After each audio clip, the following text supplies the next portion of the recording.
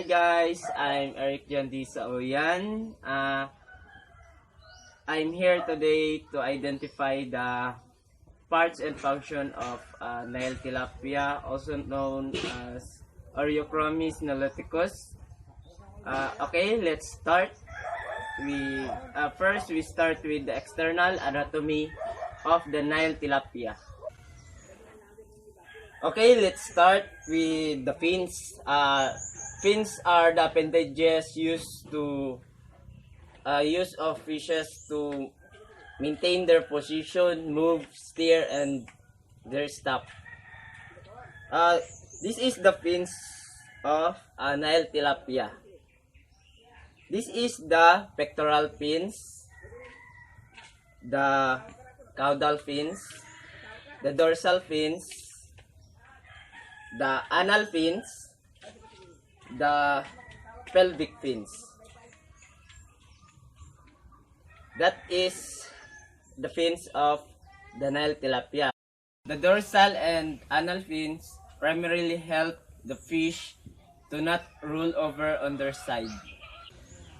The caudal fins is the main fin for propulsion to move the fish forward. And the paired fins assist with the steering, stopping, and hovering. The scale of Nile tilapia is a cycloid scale. It is used to protect from predators and prevent infections.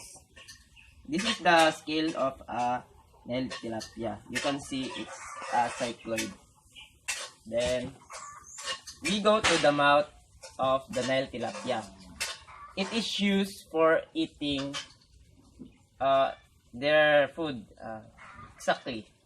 Mouth shape is a good clue to what they eat. The mouth position of the Nile tilapia or Oreochromis niloticus is terminal position.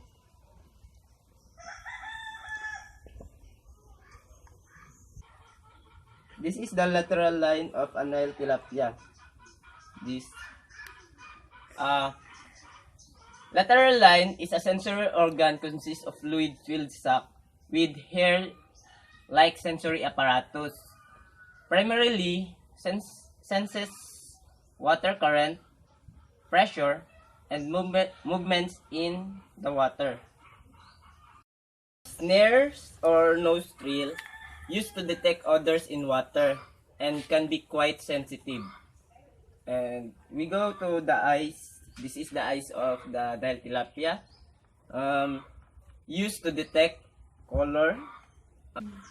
This is the operculum of Nile tilapia. It is a flexible bony plate that protects the sensitive gills of the fish. This is the vent or anus of a Nile tilapia, the external opening to digestive, urinary, and reproductive tracts.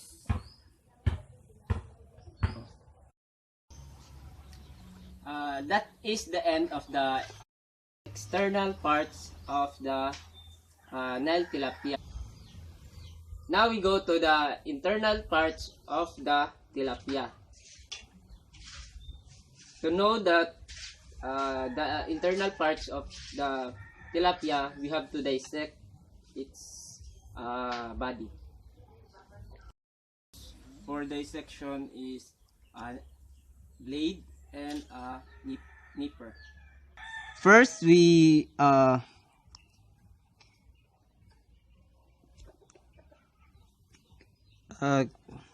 clean the area where we have to dissect.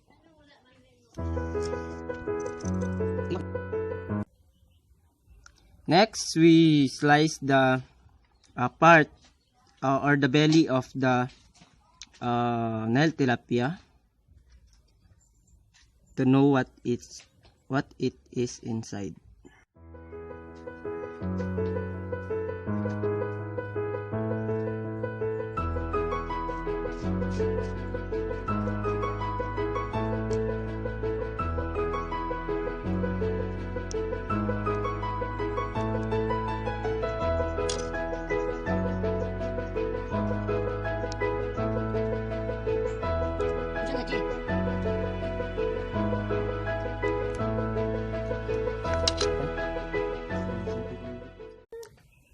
This is the gills of the Nile tilapia. Gills allow a fish to breathe underwater. This is the swim bladder of the Nile tilapia. You can see it has air inside of the swim bladder. Swim bladder.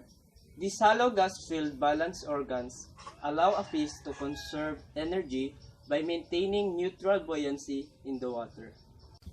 This is the stomach, and this is the intestine of the Nile tilapia. Intestine. These break down food and absorb nutrients. Fish such as tilapia that are herbivorous requires longer intestine because plant matter is usually tough and fibrous and more difficult to break down into usable components. This part is the vent of the Nile tilapia. You can see inside it is connected to its reproduction and its intestine. Vent. This is the site of waste elimination from the fish body. It's also the outlet for eggs or sperm during spawning. This part is the spinal cord of the Nile tilapia. Spinal cord. It connects the brain to the rest of the body and relays sensory information from the body to the brain, as well as instruction the brain to the rest of the body. This is the muscles of the Nile tilapia. Muscles. It provides movements and locomotion for the Nile tilapia. This part is the liver of the Nile tilapia. Liver. It assists in digestion by secreting enzymes that break down fats and also serve as storage area for fats and carbohydrates. It also important in destruction of all blood cells and maintaining the proper blood chemistry, as well as playing a role in nitrogen excretion. Above the swim bladder is the kidney. Waste material from the blood, and these are then passed out of the body.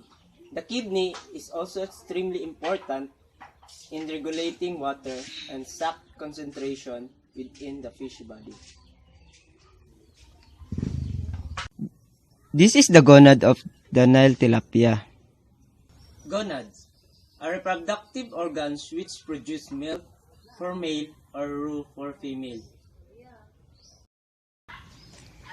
This part is the lateral line of the Nile tilapia.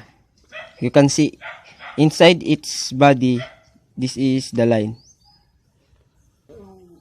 Lateral line, one of the fish's primary senses organ. This detects underwater vibration and is capable of determining the direction of their source.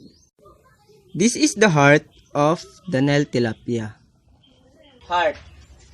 This circulates blood throughout the body. Oxygen and digested nutrients are delivered to the cells of various organs through the blood, and the blood transports waste product from the cells to the kidneys and liver for elimination.